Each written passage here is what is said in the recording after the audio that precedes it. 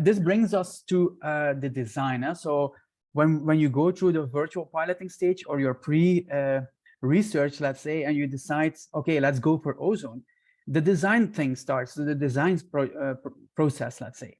And this is a process where a colleague, Roberta, will go a bit deeper on, and she will be sharing a lot of case examples here. Yes, thanks, Wim. So indeed, before diving into the detailed design question and case example, let's first ask the question, what are the main challenges when it comes to design an ozone installation, be it for drinking water application or wastewater application? There are four main drivers, which are summarized in this slide. First, the human factor, which we cannot influence a lot. So we'll, in the course of the presentation, we'll focus on the remaining three. First of all, we have the water metric. The water metric characteristics. It's very crucial. It's site-specific, case-specific, and the type of organic change from water to water, and seasonal variability, etc. This is very important because it drives the consumption of ozone and ultimately the performance of your installation in terms of average removal of micropollutants or in terms of effectiveness of the disinfection for drinking water purposes. Next to that, we have the system design. So really, how would you design your ozone installation? Where would you place the baffle or the diffusers and so on? And finally, the process parameters. With water metrics properties that you have and the system design that you have, then how would you smartly operate your installation? Where would you distribute the dose, for example, these kind of things. So with the combination of CFD and AMOZONE kinetic model, we can actually address all of these three main drivers.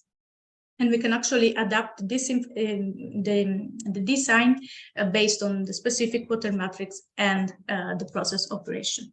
So this is a first case example in France. It's a project in collaboration with Veolia, where we helped and support the design stage of a new to build ozonation reactor for disinfection. So here on the left, you see the original design with some inlet and outlet and the baffling factor baffling configuration. And the main question here, the main goal was to optimize this design, this original configuration for maximize the disinfection, so the contact time, and minimize the bromate. So here on the right now, you see a picture, an image of bromate concentration in two displayed in two cross section in the reactor. And blue means low concentration and red means high concentration, so a bromate hotspot. As you can see in this original design configuration, there is a preferential flow occurring, which will compromise the CT because you have a not even distribution of your ozone in the reactor, and also leading to hotspot of bromate formation on one side of the reactor with this red hotspot. Then how did we tackle this? We had many degrees of freedom.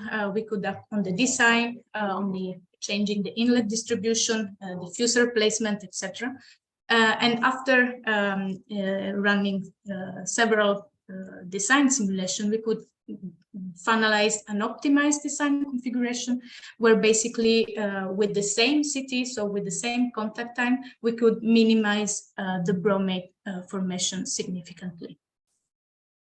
Now we can switch actually to wastewater secondary effluent application for micropollutants removal in the Netherlands. So this we have already seen in the previous section, the virtual piloting stage, which we have done together with water utility De Dommel.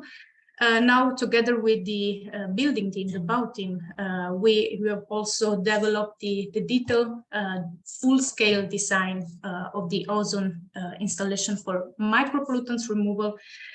So the goal is to have an average removal of micropollutants 70% while maintaining a minimum bromate minimum bromate formation. So also there we could test several design configuration, and here we're presenting two configuration, two completely different actually design concept, a counter-current concept and a co-current concept configuration. And we could also observe very different results in terms of micropollutants removal. So the co-current configuration, thanks to enhanced performances, is able to remove micropollutants better. So we have higher micropollutants removal with the same dose, and also leading to a similar bromate formation, also very important to mention. And then this brings us to the final example of the design stage. We go back to France and to a disinfection ozone reactor. Here it's a different case because it's a revamping of an existing ozone installation. So there's an existing design where we want to maximize the performances, so maximizing the disinfection capabilities while minimizing or maintaining the bromate formation as low as possible. So on the left side, you see the existing design, and on the right side, you see the optimized design. Also there we could act with several, including several baffles, increasing the reaction, ozone reaction chambers, and so on. And now we see a summary of the outcomes of this interesting project, where we are basically comparing in this slide the existing design and the optimized design in terms of bromate and ozone residual concentration. So first of all, if we look at the bromate, we see that with the same dose, so we're comparing two cases under the same ozone dose, we can have a similar, very similar bromate formation. So the bromate formation is the same, but we have a different ozone residual distribution along the reactor, thanks to different design configuration. And now if we look at the bottom graph, we can see that in the optimized design, we can have much better, higher CT, so contact time, compared to the existing design. So actually, this means a lot of dose saving to meet the minimum CT in winter and summer conditions. Okay, thanks, Roberta. So if there are any questions on this design section, let us know in the Q&A, so we can definitely go on to a couple of questions now. Yeah, maybe Roberta, a question for you.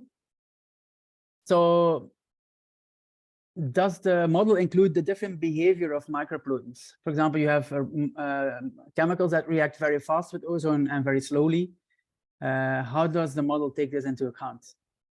Yeah, that's a very good question indeed. The question is yes, so the model can take into account the different sensitivity of a specific micropollutants to ozone and and radicals.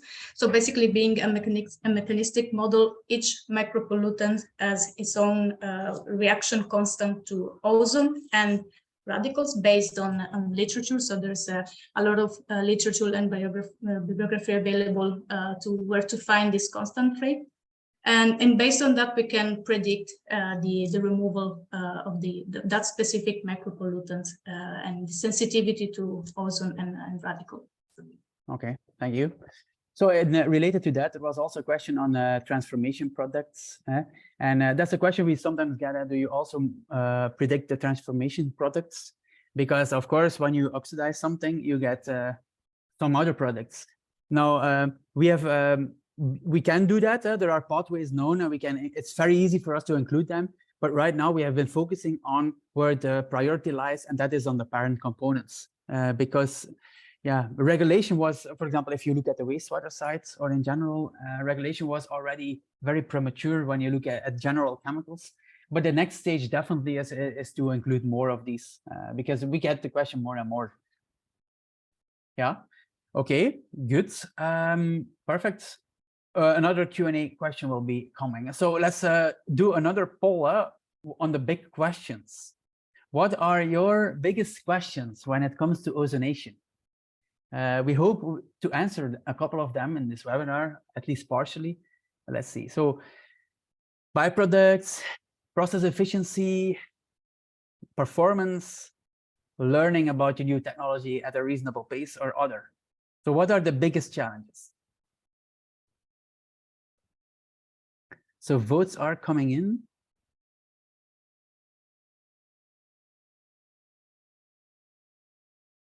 Okay, let's end the poll and look at the results.